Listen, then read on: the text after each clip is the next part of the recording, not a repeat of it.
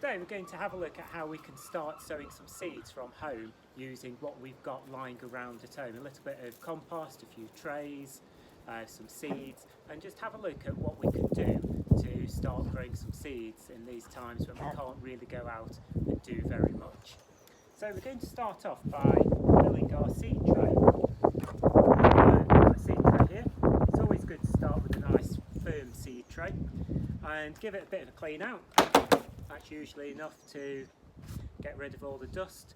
If you've had disease in there, then it obviously needs a good clean, or throw it away if it's had a really bad disease in there. But otherwise, just give it a bit of a bang out and away we can go. So the first thing we need to do is to fill it up. And you need to start with some big hands full of compost to fill it up. And if you're sowing big seeds, then compost straight out of the bag is fine, just get rid of any big lumps. Or if it's what we're going to do today, it's smaller seed, you might want to think about sieving it, and that will give you a much better compost. So we've got a sieve here, and we just need to fill it up full of compost, big hands full straight in, and then fill your seed tray. Normally we would sieve this first onto a bench, but working from home we haven't got that much space. So just fill up the seed tray, a few more big hands full, doesn't need to be that precise. Try not to do it in the wind because it blows it all back in your face. And there we go, we're nearly done. This compost is a peat-free compost. At Hadlow College we try to use peat-free wherever possible, and certainly on everything that we grow at the nursery then it's peat-free. Oh, there's a dog underneath here who's just got covered in compost as well. A few more handfuls and that should do it. Over fill. I'm just going to move this out of the way so we can see a little bit better what we're doing. And what we've done here is we've overfilled the tray, and that's quite important to do that, and you'll see why in a minute. Use big hands down into the corners and just firm those corners. What you don't want is pockets of air in here, because then once the seed starts to germinate, if the root goes into those pockets of air, it's very difficult for it to take up water. So we just push down a little bit. And then the next thing we need to do is use one of these really sophisticated bits of equipment, a piece of wood, and we're going to saw off the excess compost. It's always best to use a sawing motion. Start in the middle, go one way, and then go the opposite way. And what we'll then do is just firm it down. Push down. And in your tray you'll notice there's a little line, and that's roughly where you want to fill it up. If you have a look, I'm just cleaning the edges of the seed tray. It's important to do that because if you've got little bits of compost on there, once it gets wet and warm, that's where your disease will start from, and it will quickly spread into the tray. Now your tray needs to be the right consistency. You can just see there, it's nice and flat, but what you can't tell is the consistency. But what you want is to press down and it should feel like a Victoria's sponge cake, not a rock cake. And you can turn it up to just about 12 o'clock and it should stay in the tray. Yeah. Obviously it's very windy here at the moment, so we'll just quickly fill it up again and start again. I always say never work with children and plants. Firm down our corners.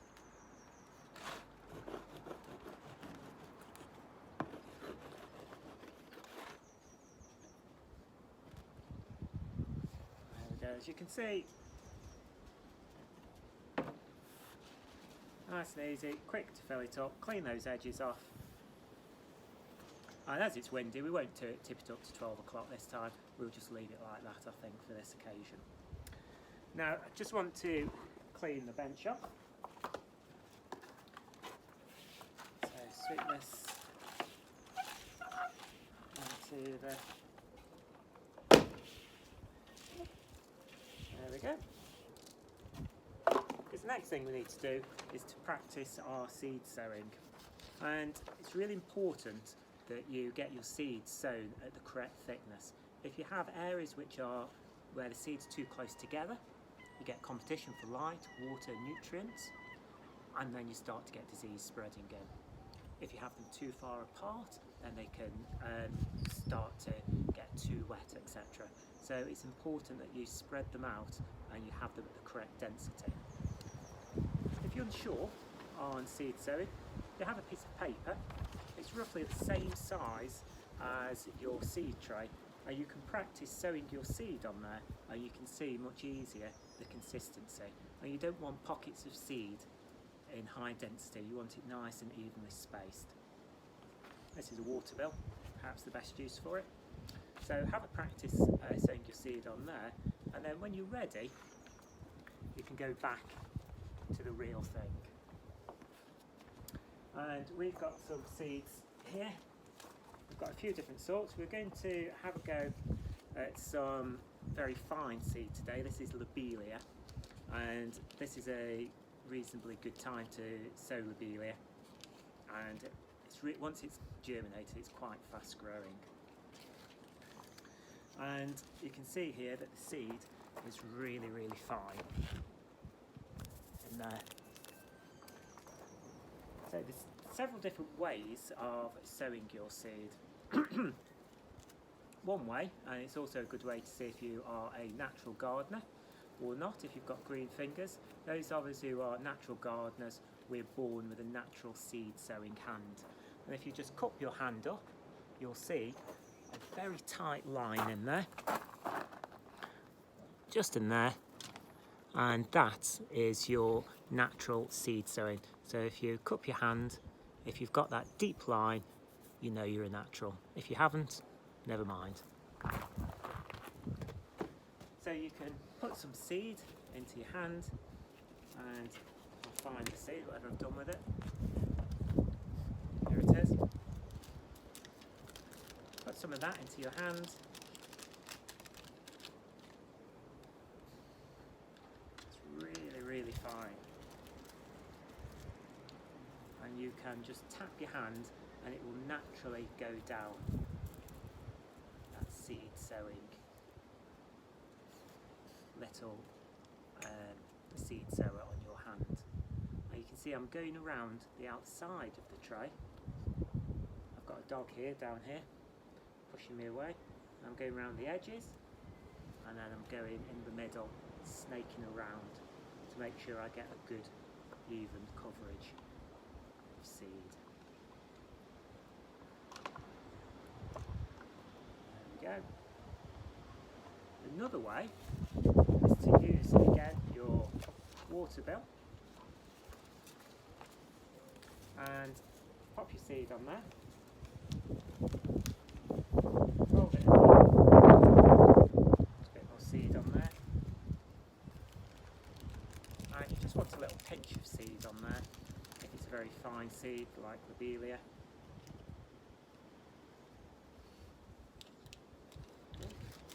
So it comes out. There we go. Now if you're a posh seed sower, you extend your little finger like that, 2 fingers inside, and then you can see the seed, and with the other hand you just tap it out like that, and again snaking around to give you good even coverage. So that's our seed sown. If it was a larger seed, you can just place them in there. You might want to use a plug tray. Plug trays are really good if you've got more space. It means every plant's got its own individual space. But if you're using a very fine seed, such as lobelia, you will need to multi-seed each plug. So what I mean by that is between 3 and 5 seeds per plug.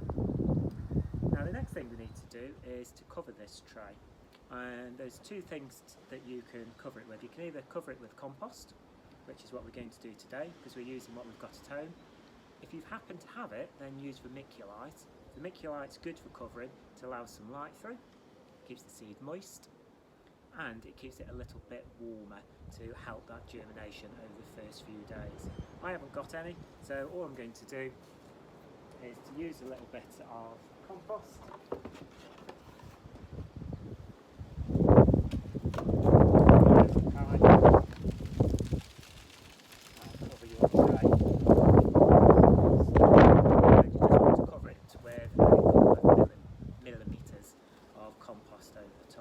And that should just be enough.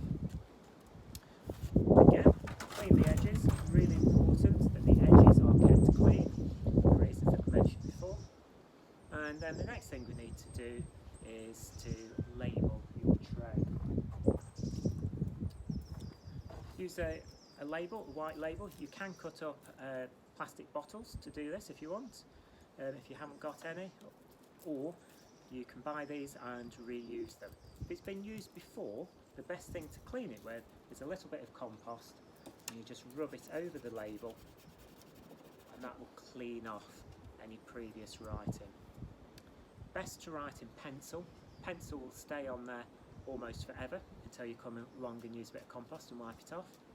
A biro will not stay very long at all, or a Sharpie pen, but that's quite thick. So a pencil, I find, is the best. Put the plant on there and the date that you've sown it, and then put your label into the corner. And the last thing we need to do is to water our seeds. Now I'm not actually going to do that now, but I'll just talk through how to do it. For seeds, it's important that we water the tray underneath. So we need to put them either into the bath, or if you've got a tray which will hold water, just pop them into the tray and allow it to take up water. If we use a watering can, the force of the water can move all the seeds around. So it's a good idea to just put it in a tray and allow it to take up the water. Once it's changed colour, taken on a little bit of extra weight, we know that our tray has had enough water. And then hopefully that should be enough to get the crop growing away. Put it somewhere warm, good light, within a few days it should have started to grow. Put them on a windowsill, that's a good place to get the seeds growing. Now quite often the seeds will start to stretch towards the light if it's on a windowsill. So one thing you can do, just turn the tray around and then start to stretch the other way. Or alternatively, once the seeds have become a little bit established, so we're talking about post-germination 7 to 10 days, just get your water bill and brush your seedlings 40 ways that way, 40 ways that way. Count them. If you can, do it first thing in the morning. Plants are always most responsive in the morning, and this stimulus is enough to just strengthen the plant, make them stronger and shorter, and stop them from etiolating. This is something which is done commercially, but not with a water bill, and it helps to strengthen the plants. So there's a few little tips there to keep you going. Have a go. Let us know what you're sowing. Let us know how successful it is.